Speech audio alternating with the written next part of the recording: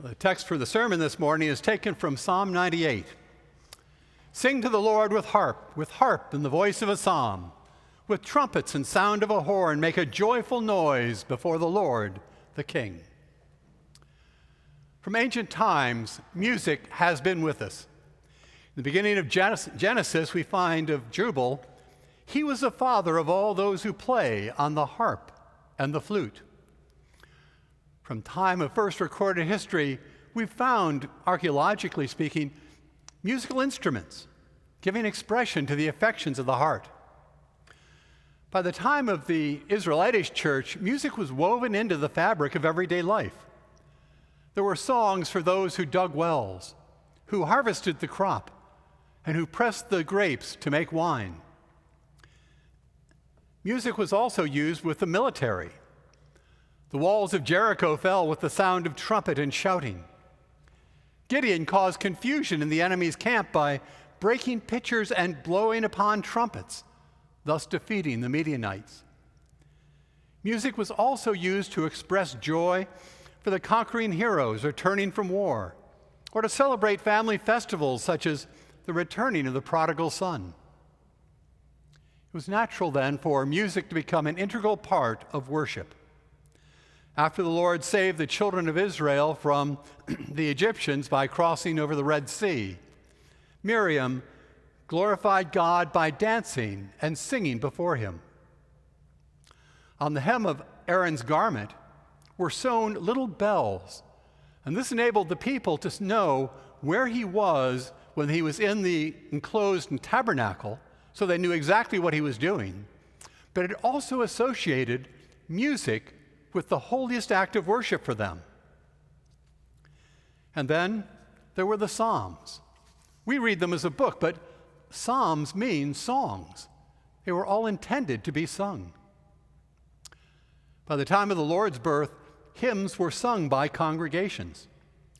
And amazingly, we're told, after the Lord's Last Supper with his disciples, when they had sung a hymn, they went out unto the Mount of Olives. When they sang a hymn, the Lord sang.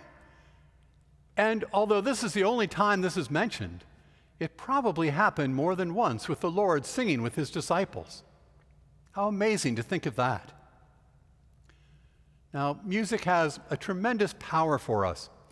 Its flowing melodies and harmonies play a special part in our lives. They can move us in unique ways. It can give us an expression for our feelings. It can lift us up out of ourselves as our affections are touched by the Lord in song.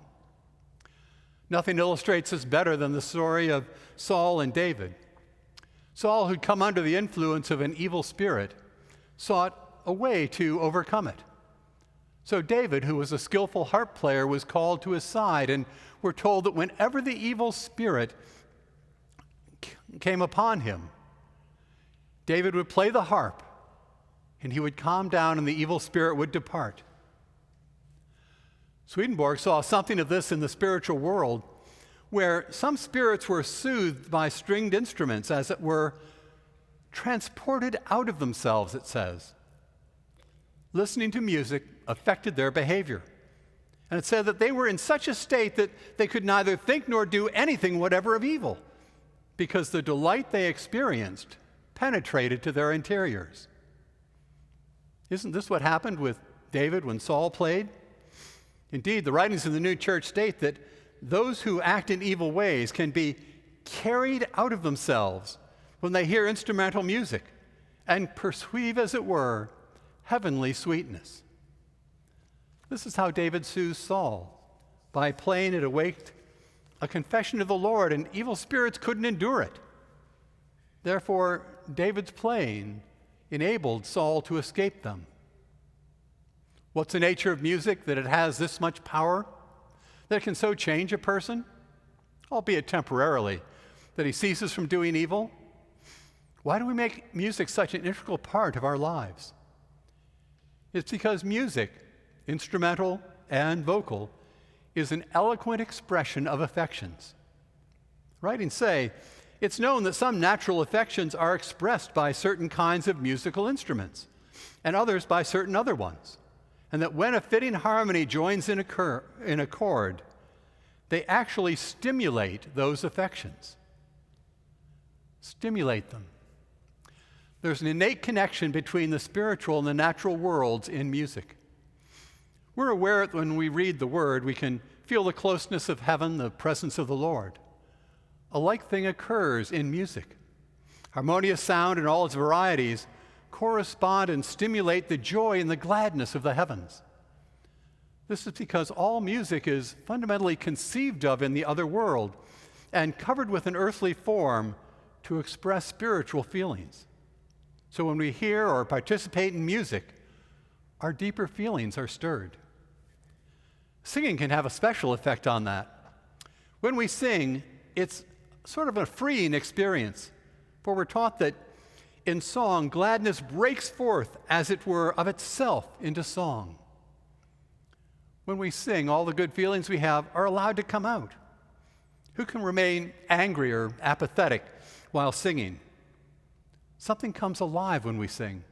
It lifts up our feelings, causes them to break forth from the heart and show themselves intensely in their life. This is why when we're feeling happy, it's just natural to sing along with the radio, whistle a tune, or hum a favorite song. The good feeling that we have inside just bubbles up and over, expressing the happiness that can't be contained. This is not to say that music always has such an uplifting effect. All emotions can be expressed by music, exalting and depressing. Sometimes music that might be termed more dirge-like resonates with the person's state and actually can have a positive effect. What then of music in the heavens? Many conceive of angels strumming on harps up there. Well, there are harps up there, along with every other musical instrument. Angels play and sing for the purpose of expressing their innermost joy and the joy they have in interacting with others. It brings them happiness to do so. It's an entertainment that perfectly suits their affections for the Lord and the neighbor. We're told that on certain festival days, grandstands are erected where musical concerts are heard all day long. Imagine the finest composers from earth that have ever lived are all in the heavens now, creating music anew, even greater music than they did here. Not only are special days set aside in the heaven for music, but it's with them every day. Early each morning, the angels are awakened by the sweetest sounds. It flows into their very souls, preparing them with new energy for their daily activities. Singing in the other world also serves another purpose than just entertainment. We're taught that in every society, people are formed into choirs. Often these aren't strictly singing choirs, but groups of people who learn to speak together as a cohesive unit, maybe like a kind of chanting. By speaking together, they learn to more effectively support and complement each other. Indeed, Swedenborg once heard a noise from a choir of newcomers that was rather harsh and uncoordinated. As they practiced, they perfected the sound because they were learning to live together in harmony. What a wonderful way to prepare people for heaven. And we can see what happens there because to produce music in a choir, each person has to perform better and try to be their best, yet at the same time subordinate themselves to the needs of the whole. So the Lord brings, or the choir master, the grand choir master, brings them into a harmonious one, each strengthened by the others that they almost lose themselves even as they're participating in the whole. Functioning as a choir is really an image of an ideal human society. Each person has unique qualities and individual use that can't be duplicated. As each grows, there is strength for the whole. Harmonious behavior happens when each supports others, bringing out what's best in them. We see this when many contribute their talents to a project, a decision, or a work. And we shouldn't be surprised that it's sometimes challenging to work with others, because we do have a parochial side that tends to get in the way. We need to work on removing it. Now, in the church, we have a special opportunity to make use of music.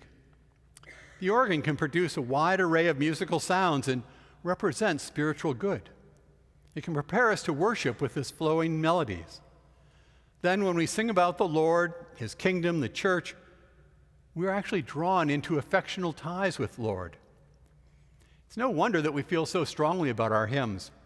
Many stir us, uplift us, even ones that may not be of the finest musical composition still mean something to us because we have memories, and they've enabled us to feel closer to the Lord.